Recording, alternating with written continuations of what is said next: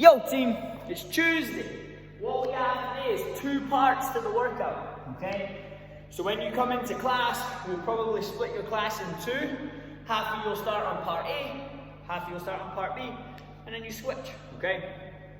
Because both parts have the same time cap, right?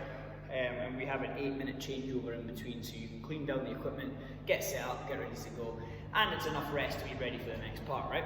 So, part A.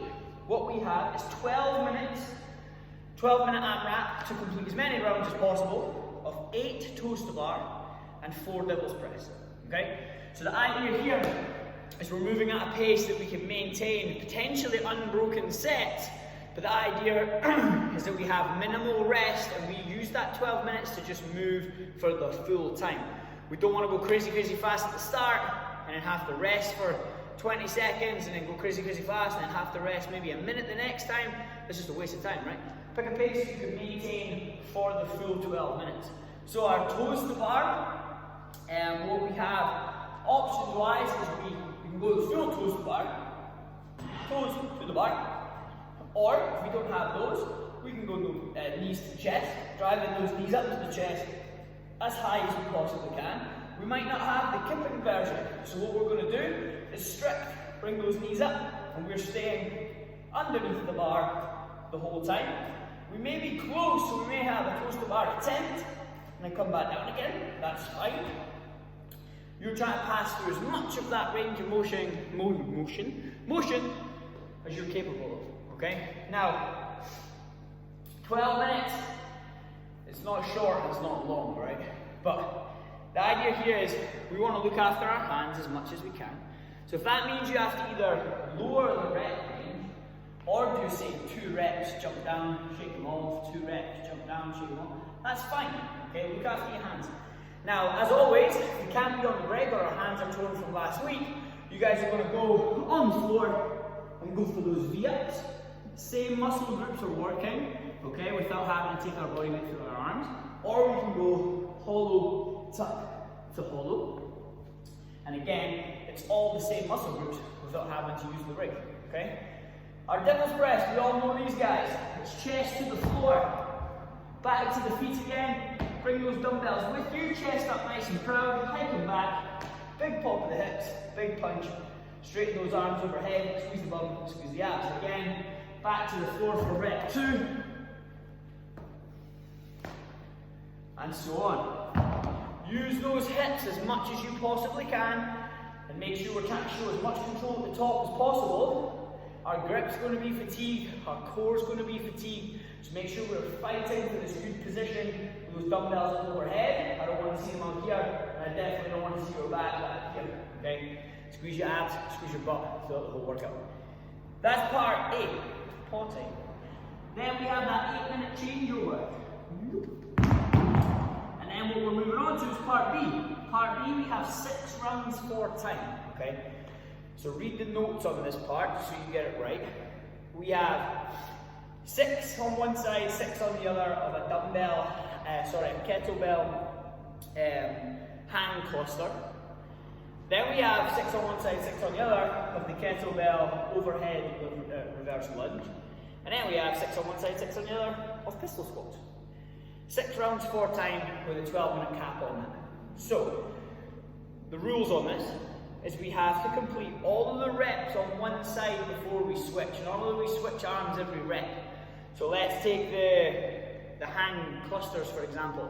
We're going to do all 6 on our left arm before we move on to all 6 on the right arm. When we're in those lunges, okay, that's going to be all 6 on one leg, but the opposite leg from the hand that has the kettlebell in it is the one that steps back, okay? So the idea is if I have the kettlebell on my right arm, all of my lunges are going to step back on my left leg for 6. Then I swap sides, boom, and then I go for 6 on the other side, okay? So, our kettlebell hand cluster, you're going to have your kettlebell, and you're going to swing it between your legs as if you're going to go for a kettlebell swing, okay? So it's a slight bend in the knees, big hinge in the hips. What I'm going to do is hike it back, fire my hips through, give that big shrug of the shoulder, big high pull, and then just the same as a normal clean, I'm going to catch that kettlebell on my shoulder with my elbow up nice and high as I sit all the way down and then press top, okay, because it's a cluster. So what that's going to look like is swing, catch, squat, press. Now I'm going to return, swing, catch, squat, press. Okay, we all know how to squat. When I catch, I'm sending my hips back and down, my feet are flat, that elbow's up nice and high. I can now drive through my whole foot, pop the hips, and punch the dumbbell up overhead. It's not a dumbbell, it's a kettlebell, but you know what I mean. Okay? So that's your kettlebell hang cluster. It's one fluid movement. It's that swing, the pop, the catch, the squat, and then the punch. Okay? All 6 on one side, all 6 on the other. Now we've caught that kettlebell over our head for that last one, and now we're going to go into our step back lunges. Keep that arm nice and straight, squeeze the abs, big step back, front foot stays flat, drive through that front leg, and we're going for all 6 reps before we swap over onto the other side. Okay? Then we have the pistol squat. A pistol squat is our one-legged squat. So the idea here is my hips are going to go back and down, my heel stays flat on the floor, my free leg stays up in the air, so my heels stay clear of the ground. I drive through that leg, I stand tall, and I squeeze the bum. Okay, now, if that's too much for us, you can grab a box, a bench, whatever it may be, and you're going to sit down onto that box and then stand tall again. Okay, maybe a wall ball. If we're fine with the mobility, the strength, but not the mobility, you're going to stand on top of the box and then do your squats from there. That way we don't have to worry about keeping that leg up nice and high to avoid the heel hitting the floor. Okay? But your coach on class will be able to run you through those options. If you get stuck, there's a million options for everything, right? We're just trying to find what's best for you so you can get the best workout. So again, we have part A, which is 12 minutes, 8 toes to bar, 4 devil's press, as many times as you can.